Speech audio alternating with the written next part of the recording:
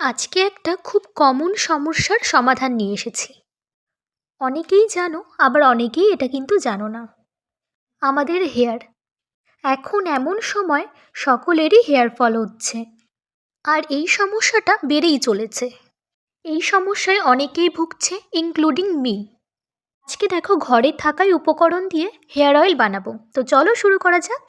তার জন্য লাগবে পেঁয়াজ, কারি পাতা, মেথি, কালো জিরে আর অ্যালোভেরা। আমি এখানে অ্যালোভেরা পাতা থেকে অ্যালোভেরা জেলটা বের করে নিয়েছি, আর 1 কাপ মতন কোকোনাট অয়েল নিয়েছি। ফার্স্টেই দেখো, কোকোনাট অয়েলটা একটু গরম করে নেব। নেক্সট আমি একে একে কালো জিরে দেব, মেথি দানাটা দিয়ে দেব। লো ফ্লেমে কুক করে নেব।